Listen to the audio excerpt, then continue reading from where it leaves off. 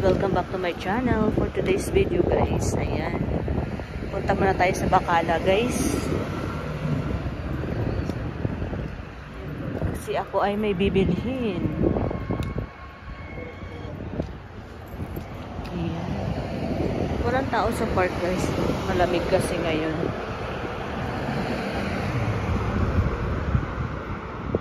Ayan, bibili ako guys ng cauliflower kasi magluluto ako bukas ng gulay.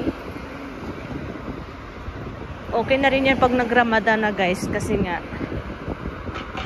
wala nang kakain, ako na lang kasi diet na sila. Diba?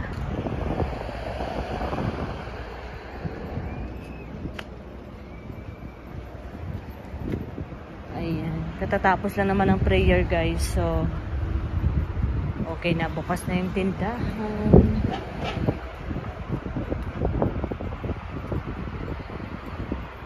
Masarap yung tea dito guys, so far. Ayan, yung mga customer, mga bata. Ayan sila guys sa loob.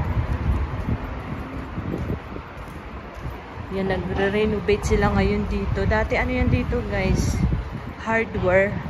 Ewan ko anong na naman yung gagawin dito. Ayan.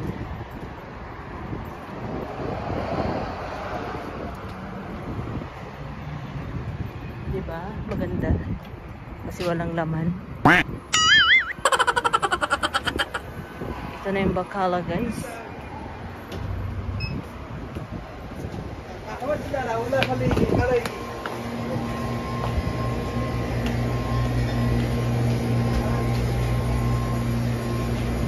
Hanap na tayo ng broccoli.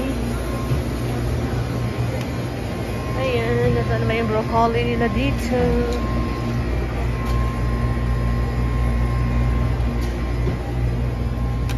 Bibili din ako ng cucumber guys, kasi nga binabao ng amo kong lalaki.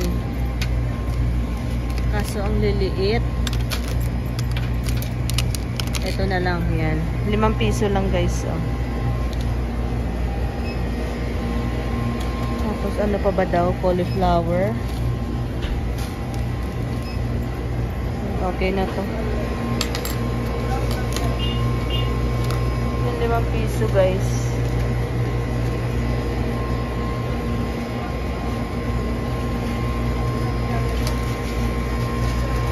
Maraming customer kasi nga katatapos na ng prayer.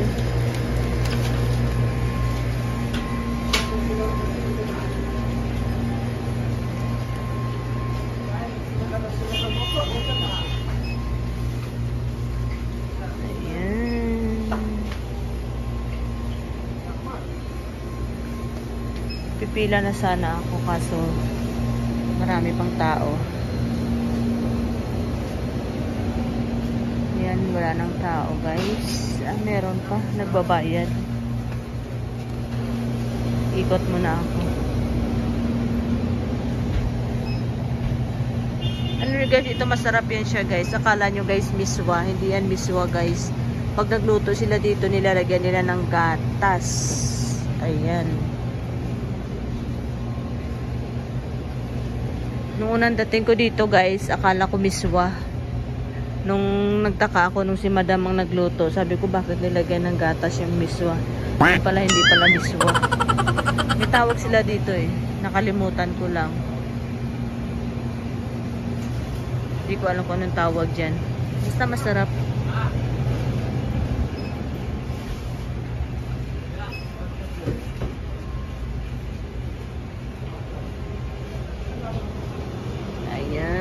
Paano ba yun guys? Hanggang dito na lang muna.